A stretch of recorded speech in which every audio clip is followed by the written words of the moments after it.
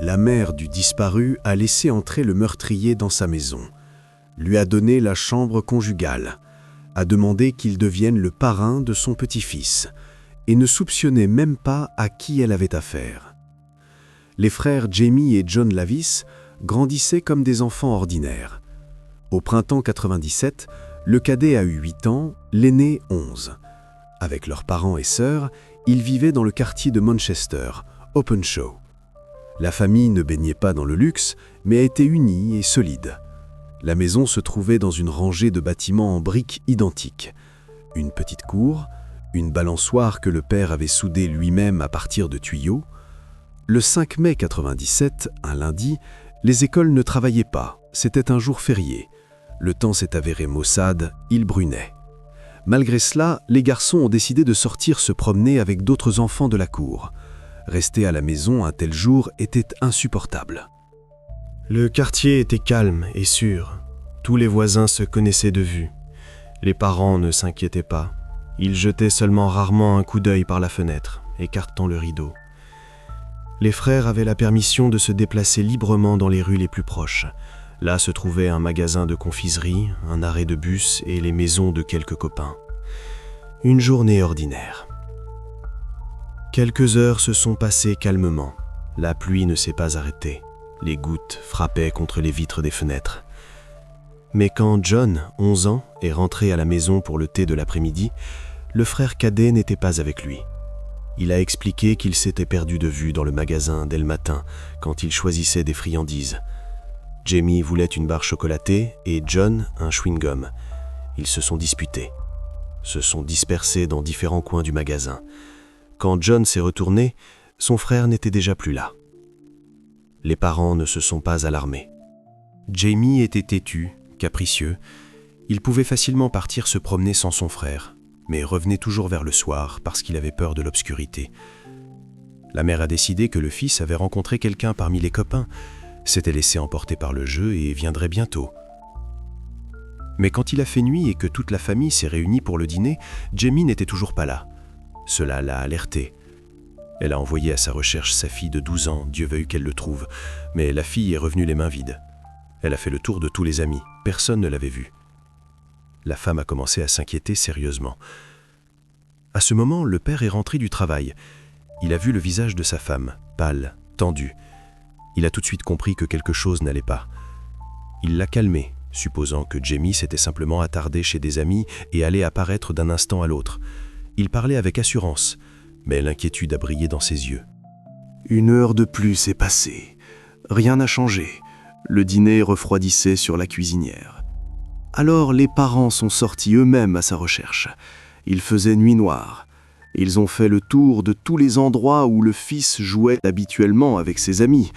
L'aire de jeu avec la balançoire de travers, le terrain vague derrière l'école, le garage abandonné. Ils ont parlé avec les voisins, frappèrent aux portes, réveillé les gens, mais ils n'ont trouvé aucune trace du garçon. À chaque porte, la même réponse, pas vu. Certains regardaient avec compassion, certains avec irritation parce qu'il était tard. Vers 10 heures du soir, les époux se sont adressés à la police avec une déclaration de fugue du fils. L'officier de service a accepté la déclaration, a noté les données dans le journal. Ce n'était pas une conjecture fortuite. 2 jours avant cela, le samedi 3 mai, Jamie s'était déjà enfui de la maison. Alors il était rentré tard le soir avec les poches remplies de bonbons, sucettes, barres chocolatées, chewing-gum. Il avait raté le dîner, ce par quoi il avait effrayé la famille. Le père a puni le garçon, a ordonné de rester à la maison toute la journée suivante, aucune promenade. Mais Jamie ne voulait pas rester enfermé et s'est enfui de nouveau, le dimanche. Il a attendu que les parents soient distraits et s'est glissé par la porte arrière. À vrai dire, les parents l'ont vite trouvé, seulement 1 heure plus tard, dans le même magasin. L'ont ramené, ont décidé d'annuler la punition. Certains des amis de Jamie ont raconté plus tard à la police, à contre-cœur, les yeux baissés, qu'il ne voulait pas rentrer à la maison après cet incident. Il avait peur du père, disait qu'à la maison c'était ennuyeux, qu'on ne le comprenait pas, que tous ne faisaient que gronder et interdire. C'est pourquoi il semblait logique que le garçon se cache quelque part, craignant de revenir. Se cache dans l'une de ces maisons abandonnées, dont il y a des dizaines à Openshaw. Attend que tout se calme. Les policiers ont commencé à passer au peigne fin Openshaw, l'un des quartiers les plus pauvres de Manchester. Rues étroites, constructions denses, multitude de maisons et d'usines abandonnées, tout cela a transformé le territoire en labyrinthe. Murs de briques, façades délabrées, fenêtres brisées d'où dépassaient des morceaux de contreplaqué, graffitis sur les murs, ordures dans les entrées. Jamie pouvait se cacher n'importe où. Des centaines d'endroits isolés. Mais cela créait aussi un danger. Les bâtiments vides étaient souvent utilisés par des éléments criminels et des sans-abri. À l'intérieur, ça sentait l'humidité et la moisissure. Des seringues traînaient dans les coins, des mégots, des bouteilles vides. Il arrivait que des criminels en fuite s'y cachent. Il y avait des cas d'agression. Après avoir inspecté plusieurs bâtiments vides, les lampes de poche éclairaient les plafonds effondrés, les rats filaient dans les coins, la police a décidé de tenir une conférence de presse à la télévision. Les proches de Jamie croyaient encore qu'il s'était simplement enfui, craignant la punition, s'accrochaient à cet espoir. La mère participait à la conférence. Elle était assise sous la lumière vive des lampes de studio qui frappaient dans les yeux, aveuglées. Ses mains tremblaient, elle ne pouvait pas les calmer. La voix se brisait. Chaque mot se donnait avec peine. Elle suppliait son fils de revenir et promettait qu'il n'y aurait aucun ennui. Regardait droit dans la caméra, comme si elle essayait d'atteindre le garçon du regard. Demandait de rentrer à la maison. Les larmes coulaient sur les joues, elle ne les essuyait pas. Cela n'a pas aidé. Le téléphone dans la maison restait silencieux. Les jours passaient, aucune nouvelle information n'arrivait. La police a attiré plus d'employés, y compris des cynologues avec des chiens spécialement dressés. Les bergers tiraient sur les laisses, reniflaient le sol, menaient les enquêteurs à travers les ruelles enchevêtrées. Reniflaient les vêtements de Jamie, un t-shirt sale que la mère leur avait donné. Le territoire était inspecté depuis un hélicoptère. D'en haut, le quartier ressemblait à une fourmilière grise avec des fentes et des gouffres infinis. Les plongeurs ont exploré la rivière traversant Manchester. Eau trouble, courant fort, froide, même dans les combinaisons ça transperçait. Ils plongeaient encore et encore, tâtaient le fond. Rien. Cette opération de recherche et de sauvetage est devenue la plus grande de la ville. Les médias diffusaient activement l'information. Chaque bulletin d'information commençait par la photo de Jamie. Des bénévoles se sont joints à la recherche. Des foules de citadins non indifférents sont sortis dans les rues pour aider à trouver Jamie. Distribuer des tracts avec la photo du garçon. Garçon disparu. Vu pour la dernière fois le 5 mai. Coller des annonces sur les poteaux, aux arrêts, dans les magasins. La ville s'est unie. Cela pouvait arriver à chacun. 1 semaine et demie a passé. Le 15 mai, un témoin important s'est adressé au poste. Un homme âgé, triturant nerveusement son chapeau dans les mains. Est venu le soir, quand le poste se vidait déjà presque, l'homme a hésité dans l'embrasure de la porte. Il affirmait avoir vu le garçon le jour de la disparition avec un homme qui avait une tache de naissance visible sur le cou. Sombre, de forme irrégulière, de la taille d'une pièce de monnaie. D'après la description, l'artiste a composé un portrait robot, visage jeune, cheveux foncés, apparence ordinaire. On l'a diffusé à travers la ville, accroché à chaque coin. Le jeune homme de l'image est tout de suite devenu le principal suspect. Mais il n'y avait plus de pistes. Seulement le portrait robot et le silence. Personne ne reconnaissait le visage, ou ne voulait pas reconnaître. La disparition du fils est devenue une catastrophe pour la famille Lavis. Tout s'est effondré. Le père a démissionné de son travail à l'aéroport de Manchester pour se consacrer entièrement aux recherches. La mère non plus ne pouvait pas travailler normalement. Venait mais ne voyait pas ce qu'elle faisait. Les mains bougeaient automatiquement. Elle dépensait tout son temps libre pour trouver Jamie. Sortait à sa recherche tout de suite après son quart. La situation financière de la famille, déjà modeste, s'est brusquement détériorée. Les factures s'accumulaient dans le tiroir de la table, pour l'électricité, pour le gaz, pour l'eau. Inscription rouge, dernier avertissement. La sœur aînée de 15 ans de Jamie a abandonné l'école pour surveiller les enfants plus jeunes, cuisiner et nettoyer. Elle est devenue adulte en une semaine. A simplement pris et a mûri. Personne n'a demandé si elle le voulait. A appris à faire de la soupe, repasser les chemises, mettre les plus jeunes au lit. Les efforts de la famille ont donné un résultat. Ils ont réussi à découvrir, demander à tout le monde, appeler tous ceux qui pouvaient savoir, que le jour de la disparition, on avait vu le garçon quand il montait dans le bus urbain numéro 219. Le receveur s'est souvenu, un petit garçon seul dans une veste mouillée. Le bus allait du centre vers la banlieue voisine, Ashton. Cela semblait vraisemblable. Jamie adorait les bus et rêvait de devenir chauffeur. Racontait cela constamment à tous ceux qui étaient prêts à écouter. Dessinait des bus dans les cahiers d'école au lieu de résoudre des problèmes. Le garçon montait souvent dans les bus pendant les promenades, simplement pour faire un tour pour le plaisir. Prenait de la monnaie dans la tirelire. S'asseyait près de la fenêtre. Regardait la ville, observait les gens dans les rues, comptait les arrêts. Maintenant, il fallait savoir ce qui lui était arrivé ensuite, où il était allé, avec qui. Ayant appris pour la ligne 219, la sœur de 15 ans de Jamie, qui remplaçait maintenant la mère dans les recherches, est partie à la gare routière pour parler avec les chauffeurs. Les bus entraient et sortaient avec un rugissement. Là, elle a fait la connaissance d'un homme nommé Darren Vickers. Il fumait à l'entrée de service quand elle s'est approchée. Il a avoué, parlait volontiers même avec empressement, que le 5 mai, il était au volant de ce même bus 219 et avait vu un garçon qui, d'après la description, ressemblait beaucoup à Jamie. Parlait calmement, avec assurance, regardait dans les yeux. Ne détournait pas le regard. Tirait sur sa cigarette entre les phrases. Jamie était vêtu d'un survêtement bleu foncé, Adidas, 3 bandes, et s'est assis dans le bus vers 10h30 du matin. L'heure et la description coïncidaient. De plus, l'information sur les vêtements n'était pas diffusée publiquement. On gardait ce fait secret pour écarter les faux témoins. C'est pourquoi on a cru Darren. Il savait ce que les autres ne pouvaient pas savoir. Mais il y avait des bizarreries. L'homme affirme que le garçon s'est présenté comme Dale. Pourquoi Jamie a donné un nom étranger restait incompréhensible. Pourquoi cacher qui il est? Peut-être une sorte de jeu. Ou déjà alors quelque chose a mal tourné. Selon les dires du chauffeur, Jamie a passé toute la journée dans le bus. Il avait un abonnement permettant de voyager sans restriction dans toute la ville.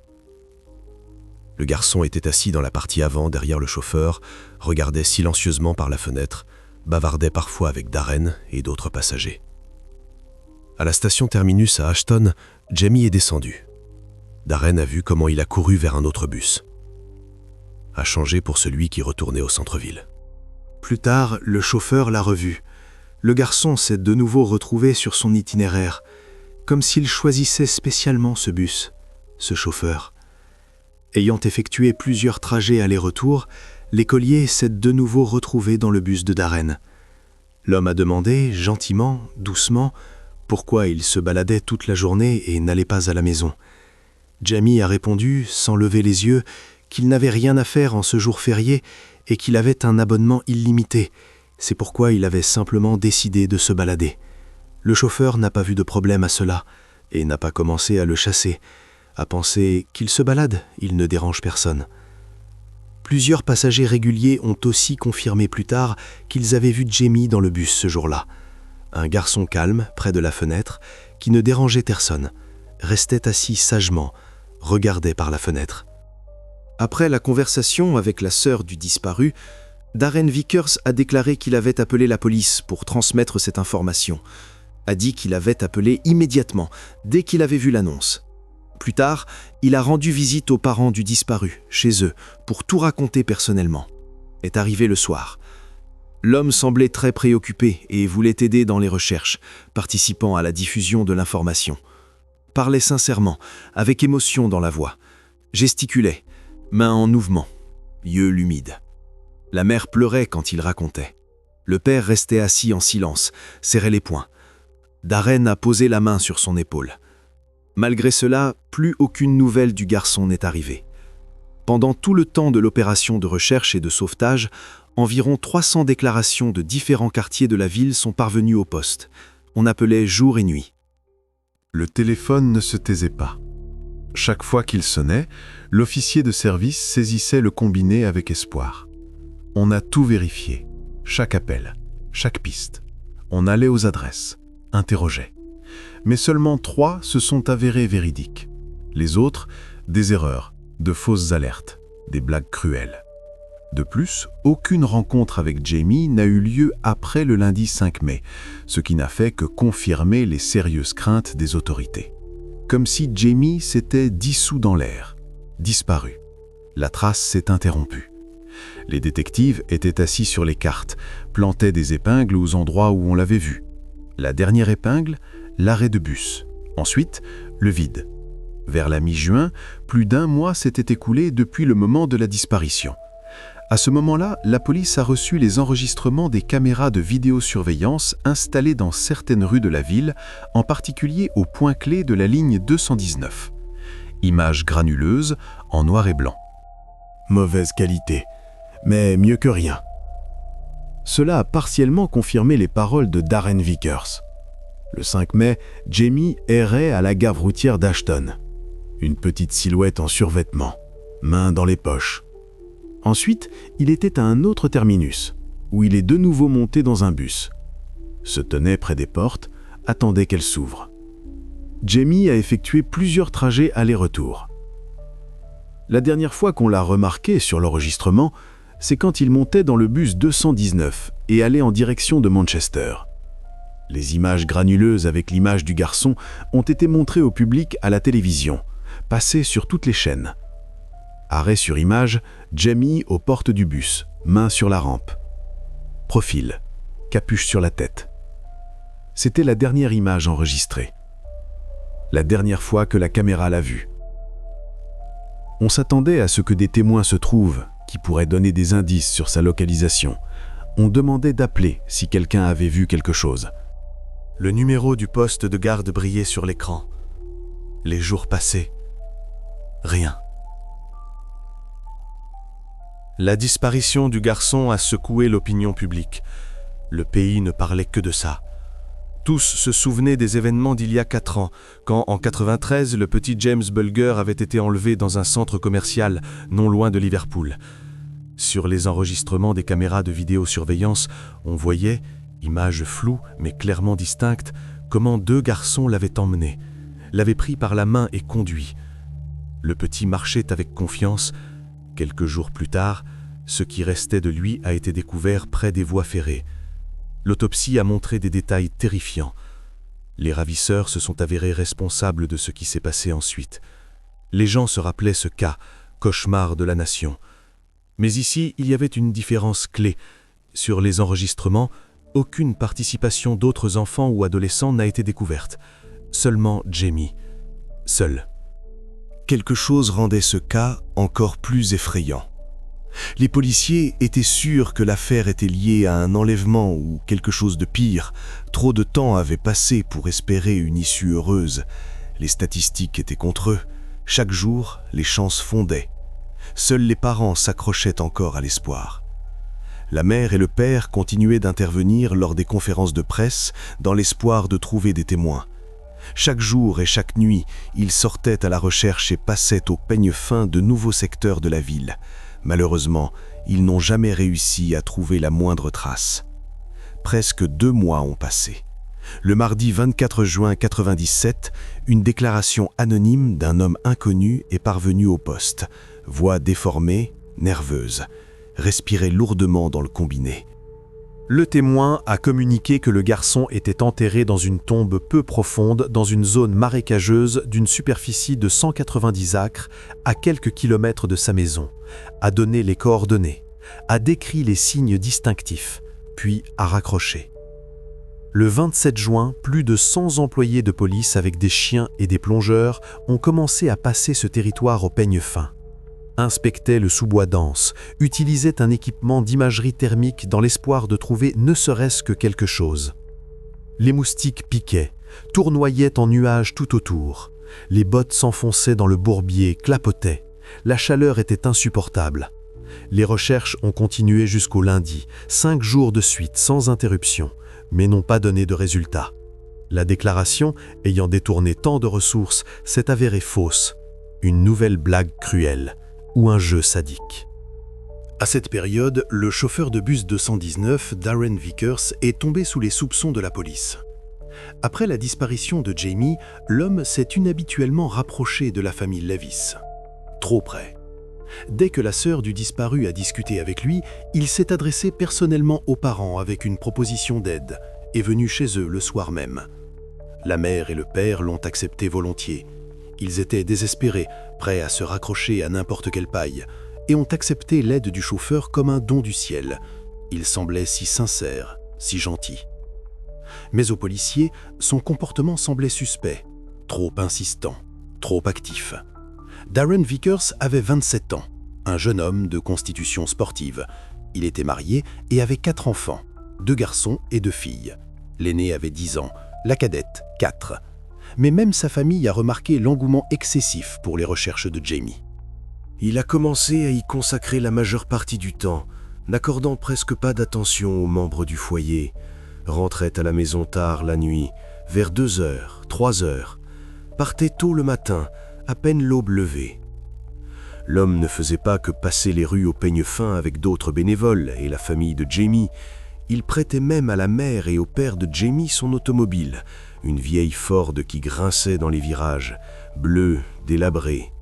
Ils allaient avec pour inspecter les quartiers éloignés, des endroits où l'on ne va pas en bus. Ainsi, ils ont exploré la localité à une distance allant jusqu'à 20 km. Des villages abandonnés où les chiens aboyaient après les maisons vides, des terrains vagues envahis par les mauvaises herbes, des décharges où les corbeaux tournoyaient au-dessus des montagnes d'ordures. Quand les parents du disparu ont entendu pour la première fois la version de la part d'un détective qui était assis en face, ne pouvait pas regarder dans les yeux, que Jamie très probablement n'était plus, ils ont été tellement abattus qu'ils ne pouvaient pas participer aux conférences de presse. La mère ne pouvait pas parler, la gorge se serrait, les mots restaient coincés. Chaque fois qu'elle essayait d'ouvrir la bouche, elle commençait à suffoquer.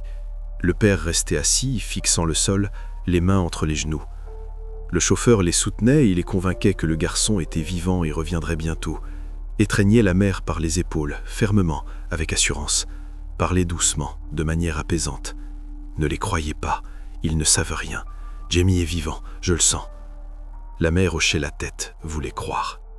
Ils prenaient même leur place aux conférences de presse, s'adressant au public dans les journaux et à la télévision, tenant la photo de Jamie dans les mains et suppliant de l'aide.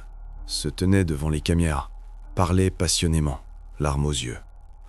Il s'est tellement rapproché de la famille Lavis que les parents du garçon le décrivaient comme un membre de la famille, comme le soutien le plus fort dans ses recherches. « Notre ange », disait la mère quand les journalistes demandaient à son sujet. « Je ne sais pas ce que nous ferions sans lui. » De l'extérieur, cela semblait très étrange. Les détectives échangeaient des regards quand ils voyaient comment Darren était assis à table dans la maison des Lavis, trop librement, comme s'il avait vécu ici toute sa vie.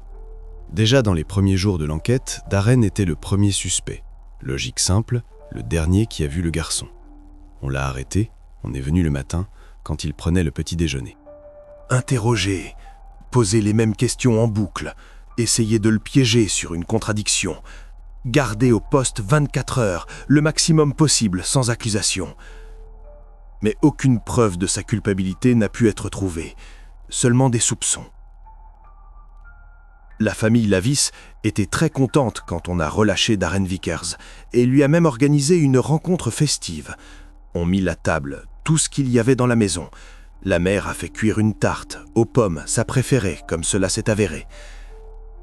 Les époux étaient sûrs qu'une personne aussi serviable ne pouvait pas être impliquée dans la disparition du fils et intervenaient avec des critiques envers la police quand celui-ci se trouvait aux interrogatoires, écrivait des plaintes au parquet, appelait les journaux, donnait des interviews dans lesquelles il disait que la police persécutait un innocent au lieu de chercher le vrai criminel. Cependant, les employés des forces de l'ordre n'avaient pas l'intention de l'exclure de la liste des suspects. Un mandat de perquisition de la maison et de l'automobile de l'homme a été obtenu. Le juge a signé le matin. Le soir, ils sont arrivés avec un groupe. Dans la maison, rien n'a été trouvé. Propreté, ordre. Jouets d'enfants soigneusement rangés, vaisselle lavée. Mais dans la voiture, on a découvert des taches sur le siège arrière, sombres, incrustées dans le revêtement, vieilles mais discernables. On a pris des échantillons envoyés au laboratoire. On a comparé les échantillons avec l'ADN de la famille Lavis, mais plus tard on a établi que ces traces étaient liées à un saignement de nez accidentel chez l'un des enfants de Darren. Le garçon a confirmé, était tombé de vélo il y a une semaine. Cependant, l'attention soutenue de la police lui a causé un grand préjudice. Les perquisitions sont devenues une épreuve émotionnelle sérieuse. Les voisins regardaient par les fenêtres, chuchotaient sur les paliers, montraient du doigt. Il a pris un arrêt maladie, ne pouvait pas travailler, les mains tremblaient au volant, ne pouvait pas se concentrer, a failli rentrer dans un poteau. Puis il a carrément démissionné, a écrit une déclaration, rendu l'uniforme, et les relations avec l'épouse se sont considérablement détériorées. Elle le regardait différemment, avec soupçon, peur, posait des questions. Où étais-tu? Que faisais-tu? Pourquoi si longtemps? Ils se sont séparés après un scandale. Quand la femme a chassé Darren de la maison, a mis les affaires sur le palier, changé les serrures, les parents de Jamie l'ont volontiers hébergé. Ils le traitaient avec un tel respect qu'ils lui ont même proposé la chambre conjugale et dormaient eux-mêmes sur le canapé dans le salon. Le chauffeur de bus leur apportait de la nourriture, achetait des produits avec son argent, bien qu'il fût lui-même sans travail. Dépensait le dernier sou. Surveillait les enfants, jouait avec eux au ballon dans la cour, apprenait aux cadets à faire du vélo. Aidait en tout, réparait le robinet à la cuisine, sortait les poubelles, lavait la vaisselle. Était indispensable. Ils se sont tellement rapprochés pendant cette période que les parents du disparu Jamie ont même demandé à Darren de devenir le parrain de leur futur petit-fils. La fille aînée était enceinte. Les deux parties ont considéré cela comme un honneur. Darren a éclaté en sanglots quand ils ont fait cette proposition. Était assis à table, a couvert son visage avec ses mains. Les épaules tremblaient. Remerciait. Embrassait les mains de la mère. Quand les journalistes ont appris les soupçons à l'égard de l'homme, quelqu'un a fait fuiter l'information, ils ont commencé à diffuser l'information. Les articles sortaient l'un après l'autre. Titre criard, le chauffeur de bus soupçonné, le dernier à avoir vu le garçon. Après la publication de plusieurs documents, Darren a répondu directement, s'adressant à la presse écrite et à la télévision. L'homme affirmait que c'était seulement grâce à sa déclaration sur Jamie que la police avait eu ne serait-ce que quelques pistes. Parlait avec indignation, avec rancœur. « J'essaye d'aider et on m'accuse !» Gesticulait, frappait du poing sur la table. Yeux humides mais regard ferme. Malgré le soutien actif de la famille Lavis, les détectives avaient de sérieuses craintes à l'égard de Darren Vickers. Toutes n'étaient pas infondées. Les détails s'accumulaient, les incohérences. Quand le principal suspect a rencontré pour la première fois la sœur du garçon disparu à la gare routière, il a promis de venir au poste le lendemain pour faire une déposition officiellement. Mais il ne l'a pas fait, a simplement disparu. Le téléphone ne répondait pas. Les employés des organes l'ont trouvé eux-mêmes seulement une semaine plus tard, quand ils ont appris l'existence de l'homme par d'autres témoins. Sont venus chez lui. Ces mêmes gens, les passagers du bus, ont communiqué aussi une autre nouvelle inquiétante, qui se distinguait fortement dans le récit de Darren. Si le chauffeur affirmait que tout le trajet le garçon était assis dans le bus calmement et regardait par la fenêtre, alors les passagers ont vu tout autre chose. Une retraitée, qui prend cet itinéraire chaque jour, s'est souvenue clairement. En réalité, il jouait le rôle de receveur, courait dans le salon d'ici à là, transmettait le paiement et les billets, riait, était animé, heureux. Il était assis sur les bras du chauffeur, directement sur les genoux, comme un fils. Darren caressait la tête du garçon et bourriffait les cheveux. Ces deux-là avaient l'air de gens très proches, à tel point que certains passagers ont pensé que Jamie et Darren étaient père et fils. Riaient ensemble. Il semblait qu'ils se connaissaient depuis longtemps. De plus, l'homme affirmait dès le début que le garçon avait un abonnement, montrait par geste comment Jamie le sortait de sa poche. Mais en réalité, les policiers avaient vérifié auprès de la compagnie de transport que seuls les adultes pouvaient obtenir un abonnement. Les règles étaient strictes, on n'en délivrait pas aux enfants. Encore plus inquiétant étaient les enregistrements des caméras de surveillance. Les images prises à l'arrêt de bus le matin du 5 mai ont fixé que Jamie n'était pas seul. En réalité, Darren Vickers s'est approché de lui, est sorti du bus quelques secondes avant le départ, bien que les chauffeurs ne doivent pas quitter la cabine, a ébouriffé les cheveux du garçon avant de rentrer de nouveau dans son bus. Jamie l'a suivi tout de suite, sans hésitation, avec confiance. Souriait. De tout cela, l'homme n'a pas parlé au détective. La dissimulation d'informations semblait plus que suspecte. Pourquoi mentir s'il n'y a rien à cacher ? Un autre fait important que Darren a caché. Jamie n'a pas simplement fait plusieurs trajets entre les terminus. Il a passé 6 heures dans le bus, jusqu'à la toute fin du quart. Tout le quart entier, du matin au soir, tout le trajet. Toute cette histoire n'a pu être reconstituée que dans le cadre de longs interrogatoires, quand on faisait pression, ne lâchait pas, posait les mêmes questions, trouvait des contradictions, mettait le nez dans les incohérences. Selon les dires du chauffeur suspect, déjà une autre version, la 3e dans l'ordre, le soir, il a proposé à Jamie de le déposer jusqu'à la maison, mais Jamie a déclaré qu'il ne voulait pas rentrer à la maison car les parents le puniraient. La voix tremblait quand il disait cela, affirmait Darren. Les yeux étaient rouges, comme s'il avait pleuré. Alors l'homme l'a déposé près de la maison de la grand-mère, quelques pâtés de maison avant la maison d'Elavi, et ensuite est parti. Est simplement parti, l'a laissé au coin, seul, le soir.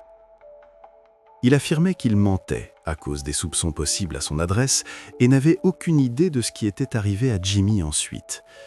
Les détectives estimaient qu'il mentait de nouveau, trop d'incohérences, une version trop commode. Quand les enquêteurs se sont adressés aux employeurs de Darren, ont sorti les archives, appelées dans d'autres villes, il s'est avéré qu'il s'était fait embaucher plusieurs fois dans des compagnies de bus, chaque fois sous des noms différents. Michael Johnson à Liverpool, David Smith à Leeds. La dernière fois, cela s'est produit seulement quelques jours avant que le garçon ne disparaisse. S'est fait embaucher le 3 mai, et le 5, le garçon a disparu. Seul l'un des documents était vrai. Il s'est avéré qu'il avait été condamné auparavant pour des actions inadmissibles. On a trouvé les enregistrements dans l'archive. Affaire de l'année 92, peine avec sursis. L'enquête estimait que le 5 mai 97, Jamie Lavis a attiré l'attention du pédophile Darren quand il s'est assis pour faire un tour en bus tout seul. Vulnérable, confiant, vexé contre les parents. Jamie aimait beaucoup ce transport. C'est pourquoi le ravisseur a réussi à le tromper et à gagner sa confiance sans effort. De plus, le garçon était vexé contre la famille, ne se pressait pas de rentrer. Après la fin du quart de travail, il s'est produit ce dont il est impossible de parler directement, ce dont les détectives se détournaient quand ils lisaient les rapports des médecins légistes, ce qui laisse des taches sur l'âme. Naturellement, le suspect niait tout, secouait la tête, pleurait, frappait du poing sur la table. « Je ne l'ai pas touché !» Au lieu de s'adresser aux policiers, comme Darren l'avait promis à la sœur de Jamie lors de cette première conversation, il est allé tout de suite vers la famille du garçon et s'est fait assistant indispensable pour les parents accablés de chagrin. On estimait qu'ainsi, il manipulait la famille pour connaître le déroulement de l'enquête de première main et éviter les soupçons, contrôlait la situation, était au courant de chaque pas. Cette obsession pour Jamie et sa famille est devenue si forte qu'il a cessé d'accorder de l'attention à ses enfants et à sa femme, et a même perdu son travail à cause de sa participation active aux recherches. Rien d'autre n'existait. Seulement ça. Seulement eux. Au cours de toute l'opération de recherche, des messages continuaient de parvenir au poste de police sur les endroits où se trouvait soi-disant le garçon, où pouvaient être ses restes. Très souvent, quand les détectives arrivaient sur de tels appels, sirènes, gyrophares, Darren et la mère du disparu étaient déjà là, se tenaient debout et attendaient. Comment ont-ils su ? De quelle manière réussissaient-ils à arriver sur l'appel plus vite que la police ? Cette question tourmentait les enquêteurs. Plus tard, les détectives ont découvert, par hasard, par une connaissance dans un magasin de radio, que l'homme avait acheté un scanner de police, une boîte noire avec une antenne que l'on peut régler sur la fréquence de la police. Écouter constamment les ondes des forces de l'ordre, le porter avec lui dans son sac, changeait les piles chaque jour, notait sur un papier les adresses, fonçait là-bas. Sa participation active était un moyen de convaincre la famille Lavis, ainsi que les enquêteurs, qu'il n'était pas impliqué dans ce qui s'était passé. Enfin, vers septembre 97, 4 mois après la disparition, des mois longs, torturants, les détectives ont complètement basculé l'attention sur Darren Vickers. La décision a été prise en réunion. Toutes les preuves pointaient vers lui. Ont aussi été arrêtés 3 de ses amis, ainsi que sa mère, sa sœur et son ex-femme. On les interrogeait tous, supposant qu'ils pouvaient être impliqués dans la dissimulation. Savait-il? Aidait-il? Cependant, quelques jours après les interrogatoires, on les a tous libérés, car on n'a pas réussi à prouver leur complicité. Ils ne savaient rien, ou cachaient bien. À peu près à la même période, plusieurs adolescents se sont adressés aux détectives avec une nouvelle information inquiétante. 3 garçons d'environ 14 ans, pâles, effrayés. Ils ont déclaré que peu avant l'arrestation des amis et des membres de la famille de Darren, un homme inconnu les avait attrapés près de l'école et emmenés au parc Reddish Vale, se trouvant non loin. Il a attiré leur attention, a montré une photo de Jamie Lavis, froissée comme si on l'avait pliée plusieurs fois, portée dans la poche, s'est présenté comme un employé des forces de l'ordre, a même montré un insigne quelconque, a brillé au soleil. A commencé à attirer les adolescents dans le fourré sous prétexte qu'il avait besoin d'identifier ce qui restait. L'homme a dit qu'il avait découvert Jamie, les menait toujours plus loin dans la forêt, zigzagant entre les arbres. Les adolescents ne voyaient rien et dès le début n'ont pas cru l'inconnu.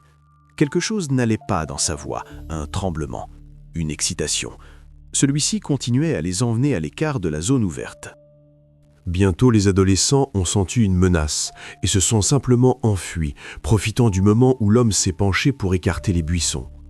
On courut sans se retourner. Entendaient comment il criait derrière « Arrêtez, revenez !»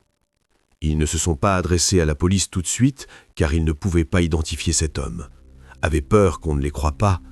Mais quelques jours plus tard, ils regardaient la télévision, les nouvelles du soir, et ont vu le chauffeur de bus nommé Darren Vickers qui continuait à participer aux conférences de presse, se tenait avec la photo de Jamie, suppliait de l'aide.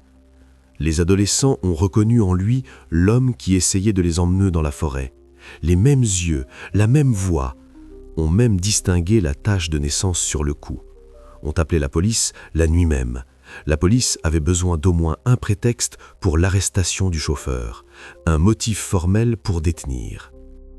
Après vérification, on sortit toutes les bases, on révélé plusieurs violations du code de la route, ainsi que de faux documents, ce qui a donné des fondements pour la détention. À la mi-octobre, Darren Vickers a été arrêté pour la 2e fois. Sont venus tôt le matin. On a organisé un ratissage à grande échelle du territoire du parc Reddish Vale. Des centaines de personnes, chiens, techniques. Avec l'aide de ces mêmes adolescents, on a retracé l'itinéraire par lequel Darren les menait. Les garçons se rappelaient chaque tournant. Ici on a tourné, là on a escaladé un arbre abattu. Ils ont indiqué un territoire particulièrement envahi, avec une grande quantité d'arbres et des buissons très denses, ronces épineuses, orties jusqu'à la taille. Dans une partie éloignée de cette localité, où la terre était molle et humide, sous une bâche verte militaire décolorée, a été découvert un survêtement de couleur bleu foncé. Ce même vêtement, Adidas, 3 bandes. Quand les criminalistes ont examiné les affaires avec des gants en caoutchouc, prudemment, méthodiquement, de la veste est tombée une mâchoire inférieure, petite, blanche, fragile. Quelqu'un parmi les jeunes officiers s'est détourné, il a vomi dans les buissons. Après cela, les employés sont revenus sur ce territoire avec une grande équipe, archéologues, experts, étudiants stagiaires. Autour du lieu de découverte des vêtements, on a trouvé encore plus d'eau, dispersée sur une grande surface. Marquait chaque trouvaille avec un drapeau. Le crâne et les membres n'ont jamais pu être trouvés. Peut-être que les animaux les ont traînés loin. Mais grâce à l'ADN, ainsi qu'à l'analyse de la carte dentaire de la mâchoire inférieure, on a réussi à établir l'identité.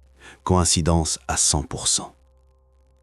Ce qui restait de Jamie Lavis pendant ce temps, 5 mois à ciel ouvert, s'était pratiquement entièrement décomposé sous l'effet du temps et de la météo. Seule une partie avec des traces de dents d'animaux sauvages s'est conservée.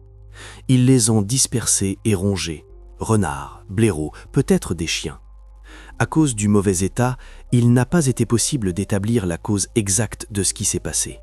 Les tissus mous ne se sont pas conservés. Le fait que les restes ont été découverts séparément des vêtements, à 5 mètres, témoignait probablement du fait qu'avant cela, il s'était produit quelque chose d'horrible. Ce dont on écrivait de manière évasive dans les rapports. Les policiers ont supposé qu'après que tout fut arrivé, Darren Vickers a effectué des manipulations avec les restes et a dispersé les parties pour éviter la découverte. Méthodiquement, de sang-froid. On supposait que l'homme visitait souvent cet endroit. On a trouvé des traces de chaussures à proximité, fraîches et vieilles, les mêmes bottines. Venait ici revivre de nouveau ce qu'il avait fait. S'asseyait à côté, fumait, regardait. Quand on a annoncé à la mère, le détective est venu à la maison, a demandé de s'asseoir, qu'on avait trouvé son fils et que Darren était coupable, elle a simplement refusé d'y croire. Malgré le fait qu'elle a identifié les vêtements, a reconnu la pièce au coude qu'elle avait cousue elle-même avec des fils bleus, se souvenait de ce soir-là, il lui a fallu 1 mois pour accepter la dure réalité. 1 mois de déni. 1 mois où elle marchait comme dans un rêve. Les détectives ont découvert, à travers les interrogatoires du fils aîné, à travers les enregistrements du scanner, que Darren Vickers ne s'était pas rapproché de la famille seulement pour se protéger. Il préparait aussi une nouvelle victime. Probablement, il visait le frère de 11 ans, John. Il lui accordait une attention particulière quand il vivait dans la maison des Lavis, achetait des cadeaux chers, plus qu'un chômeur ne pouvait se permettre, y compris un vélo et des baskets. John lui-même a raconté aux enquêteurs que Darren l'emmenait souvent dans le bus pour faire un tour. Les mêmes itinéraires, le même schéma. Un jour, il est même allé avec lui dans ce même parc, Redishvale, l'a emmené à l'endroit où plus tard on a trouvé les restes de Jamie et a même menacé John. Disait des choses étranges. Tu ne le raconteras à personne, n'est-ce pas? C'est notre secret. Serrait l'épaule, fort, jusqu'à la douleur. Probablement le garçon à ce moment-là ne tenait qu'à un fil. Les secondes décidaient, mais quelque chose a mal tourné. Peut-être que quelqu'un est passé, peut-être que John a commencé à pleurer trop fort. On a accusé Darren Vickers de ce qu'il avait fait à Jamie Lavis. L'accusation formelle a été lue au tribunal. Se trouvant en détention, dans une cellule de détention provisoire, l'homme a écrit des aveux de 15 pages. Selon ses dires, quand il ramenait Jamie à la maison, version numéro 5, celui-ci est tombé accidentellement dans le bus quand ils sont montés sur une bordure. Manœuvre brusque. Jamie s'est cogné la tête contre la rampe métallique, après quoi il n'a pas repris connaissance. Ne bougez pas, ne respirez pas. L'homme a décidé que tout était fini, a eu peur et a essayé de cacher ce qui s'était passé, emmenant tout au parc. A enveloppé dans cette même bâche. Il a appelé cela un accident, une erreur tragique, la panique. D'ailleurs, on ne l'a pas cru. Car si c'était un accident, pourquoi ne s'est-il pas adressé à l'aide, n'a pas appelé l'ambulance? Pourquoi fallait-il enlever les vêtements? Pourquoi effectuer des manipulations avec les restes? Pourquoi revenir là-bas encore et encore? Plus tard, Darren a renoncé aux aveux et a déclaré qu'il n'était pas impliqué, a tout repris. L'avocat a conseillé. Écrit sous la pression, on me battait, me menaçait. Le procès a été fixé au début de l'année 99, une longue attente, presque 2 ans. Darren Vickers a déclaré une pression des autorités, une violation des procédures. Maintenant, devant les jurés, 12 personnes ordinaires qui le regardaient avec dégoût, une nouvelle version a été énoncée. Le criminel a accusé de l'incident le père du garçon, insistant que l'homme appliquait aux enfants un traitement brutal. De plus, au tribunal, Darren a commencé à affirmer, calmement, regardant droit dans les yeux de la mère, qu'il entrait en relation avec la mère de Jamie et convainquait même que son cadet était de lui et non du mari. disait cela en détail, avec des précisions, quand, où, comment. Bien que la femme le niât, pleurait dans la salle d'audience, criait mensonge, on la faisait sortir, une expertise ADN a été menée qui a confirmé que le père était son mari et non Darren. Les résultats ont été lus dans la salle, mais il était déjà trop tard. Les journalistes reprenaient volontiers ces déclarations, sensations, ventes. Cela a sapé la confiance envers la famille Lavis. Les habitants locaux ont commencé à traiter les victimes de la tragédie avec méfiance, passaient de l'autre côté de la rue quand ils voyaient la mère, chuchotaient dans le dos, montraient du doigt. Cela est devenu le plus grand coup de Darren contre la famille qui lui faisait confiance, le dernier coup de couteau, le plus profond. Le mensonge a provoqué l'apparition de rumeurs, sales, collantes, dont il est impossible de se laver.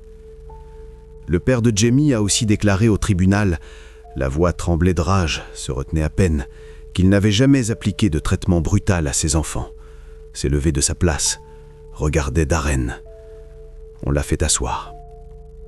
Tout cela a causé un énorme préjudice à la famille, complétant la liste de leurs traumatismes émotionnels, liste qui devenait de plus en plus longue. Après une délibération de 2 jours, les jurés sont revenus avec le verdict. On reconnu Darren Vickers coupable. Le verdict était unanime. Le juge a lu la sentence. Il a été condamné à la réclusion à perpétuité avec possibilité d'examen de libération conditionnelle pas plus tôt que dans 25 ans. Jusqu'à la fin du procès, Darren n'a jamais reconnu sa culpabilité, restait assis avec un visage de pierre, regardait le mur. Mais moins de 24 heures se sont écoulées après le prononcé de la sentence quand il a demandé à communiquer avec l'enquêteur principal. Le détective est arrivé dans sa cellule 4 jours plus tard, a traîné exprès, qu'il souffre un peu. Ici, en larmes, vrai, enfin, il a avoué l'enlèvement et ce qu'il a fait ensuite, ne pouvait pas prononcer les mots, mugissait, ainsi que le fait qu'il avait mis Jamie dans une position vulnérable dont il ne pouvait pas se défendre. A tout raconté, en détail. Il a aussi avoué qu'il avait une compagnie d'amis avec qui il cherchait des victimes, un réseau de pédophiles, échangeait des informations. Le détective notait, la main tremblait, a communiqué qu'il avait calomnié les parents de Jamie, le regrettait et s'excusait. Les mots coulaient à flot, ne pouvaient pas s'arrêter. Darren a essayé 2 fois de faire appel de sa condamnation, mais sans succès. Les appels ont été rejetés. La première tentative d'obtenir une libération conditionnelle a été entreprise en février 2023. Le criminel avait alors 56 ans, grisonnant, vieilli. Cependant, la commission a décidé, après étude des matériaux de l'affaire, après entretien avec les psychologues, qu'il représentait encore un danger pour les enfants. C'est pourquoi il ne fallait pas le libérer. Haut risque de récidive. D'ailleurs, Darren aura encore beaucoup de temps et de tentatives. Beaucoup d'années devant lui. Toutes les quelques années, on peut déposer de nouveau. Les autorités réussiront-elles à maintenir un homme aussi dangereux derrière les barreaux pour toujours? On ne sait pas. Le système donne des chances, même à de tels individus. Le temps le montrera.